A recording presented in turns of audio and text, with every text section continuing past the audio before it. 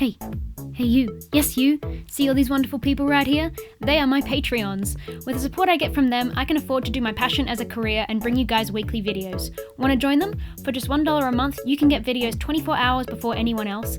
And for even higher tiers, you can get Polaroids, letters, and mystery boxes from me to you.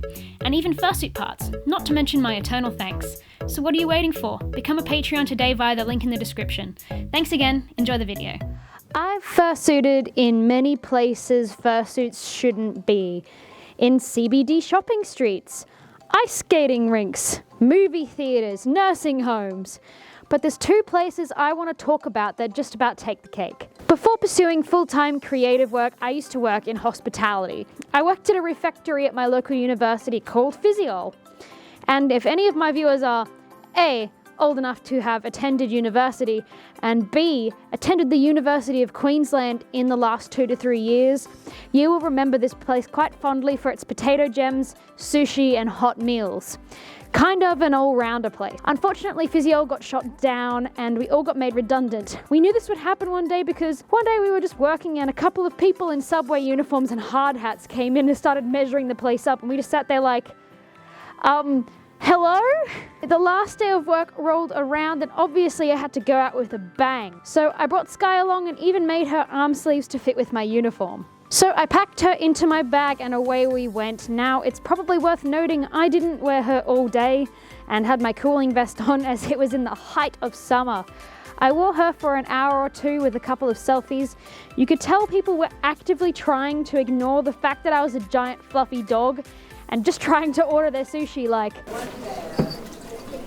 hi, could I please get one kuraji and one tuna, thanks. Yeah, thanks. It made the situation all the more comedic because they were just flat out ignoring me. I was well received by my colleagues, although I suspect some of them thought I was absolutely mental. The sushi delivery guy who delivered stock from across campus especially loved it, as I'd spoken to him about my business many times. Here's some photos of me and my work colleagues. The best part of it all is I ended up on UQ Stalker Space, essentially a shitpost place for UQ students. I was in it since I worked there. There was simply a post titled, "Anyone know why there is a furry serving food in Physio?" Let me just read you some of the highlights of the comments on that post. No pics, no proof. Yeah, no proof. Take a photo of me next time, you coward. It's the last day of Physio, so the staff are probably having some fun. UQ is closing it down to put in another subway because subway pays rent, UQ Union does not. Wait, they're turning the whole complex into a subway? Multiple subways. Think of it as a subway hub. A hubway, if you will. Look, Mum, I made it to Stalker Space because I just had to out myself. Everyone had already seen me anyway. Burn it to the ground. Stephen, don't worry. The building's already being demolished, mate. What you don't realize is there was always a furry serving you food at Physio. Furries are everywhere. We are omnipotent. So that was certainly a weird place to fursuit, but I have one that will top them all. I snuck my fursuit into the local Parliament House and fursuited. Yup. A friend of mine used to work there and wanted to invite me in and jokingly suggested I bring my fursuit. Me, being the mad lad I was, took it seriously and the plan was set into motion. There were several issues to get around. First, the main one being I had to get past security. They x-ray scan your bags when you go in, so we had to come up with a plan. The plan was put Pasito in a suitcase. My friend would tell them he had left it at my place the previous night and I was dropping by to give it to him. I would show up, put my suitcase through the scanner, and then go into the lift to get to his location of work, all whilst hopefully dodging any suspicious glances from people who realise I don't indeed work there.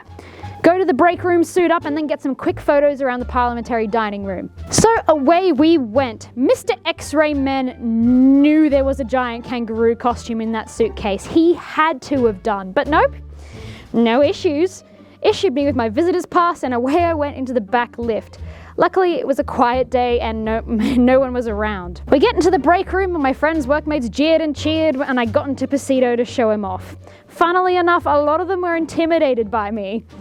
After sufficiently harassing my friend's workmates, we headed out into the dining room and got some quick snaps around to prove that I was there, and then swiftly packed him up and headed out to enjoy the rest of our afternoon.